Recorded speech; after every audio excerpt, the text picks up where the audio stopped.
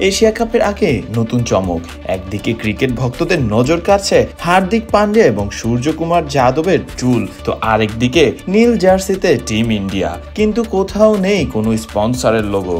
দর্শক আর সমর্থকদের কাছে এই ছবিগুলো ইতিমধ্যেই ভাইরাল। কেনই বা হঠাৎ করে স্পন্সরবিহীন জার্সি পরে নেমেছে টিম ইন্ডিয়া? দুবাইয়ের মাঠে এশিয়া কাপের আগে অনুশীলন করছে ভারতীয় ক্রিকেট দল। ব্যাট হাতে বল হাতে ঘামে ভিজে যাচ্ছে নীল জার্সি, কিন্তু নজর কাটছে অন্য এক বিষয়। জার্সির সামনের দিকে শুধু লেখা ইন্ডিয়া, নেই কোনো বাণিজ্যিক প্রতিষ্ঠানের নাম।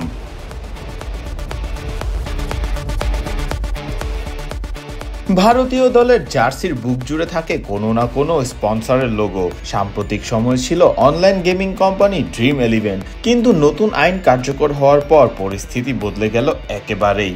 ভারতে কার্যকর হয়েছে অনলাইন গেমিং নিয়ন্ত্রণ আইন। এই আইনে বাস্তব অর্থভিত্তিক গেমিং বা রিয়েল মানি গেমিংকে নিষিদ্ধ করা হয়েছে। ফলে বাধ্য হয়ে চুক্তি ভেঙে স্পন্সরশিপ থেকে সরে দাঁড়িয়েছে ড্রিম11।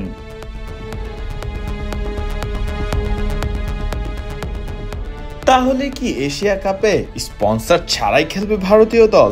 বিসিসিআই অবশ্য ইতিমধ্যেই নতুন স্পন্সরের খোঁজে নেমেছে। বিজ্ঞপ্তি জারি করে জানানো হয়েছে, স্পন্সর হতে চাইলে আগ্রহী সংস্থাগুলিকে 12ই সেপ্টেম্বরের মধ্যে কিনতে হবে টেন্ডারের নথি, আর চূড়ান্ত বিড জমা দেওয়ার শেষ তারিখ 16ই সেপ্টেম্বর।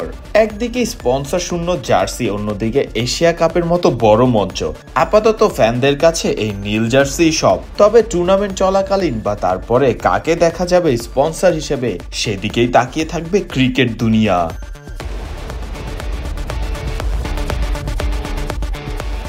অন্যদিকে ভারতীয় দলের অনুশীলনের ছবিতে দেখা যায় হার্দিক পান্ডিয়া এবং সূর্যকুমার যাদবের চুলও। নিজের সোনালী চুলের নতুন হার্দিক পান্ডিয়া কথা বলছিলেন ভক্তদের সঙ্গে। আরো দেখা গিয়েছে জসপ্রীত বুমরাহ কথা বলছেন অভিষেক শর্মার সঙ্গে। আরেকদিকে কোচ গৌতম গম্ভীরের সাথে আলোচনায় ব্যস্ত ছিলেন সঞ্জু স্যামসন। তবে সবকিছুকে ছাপিয়ে প্রশ্ন উঠতেই পারে, কেন জার্সিতে ছিল না কোনো স্পন্সরের লোগো?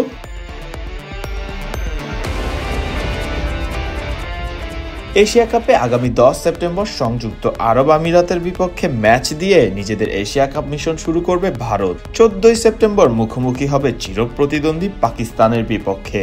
19 সেপ্টেম্বর ওমানের বিপক্ষে নিজেদের গ্রুপ পর্বের শেষ ম্যাচে মাঠে নামবে ভারত। ফারদিন রহমান, সকাল, বিডি ক্রিক টাইম।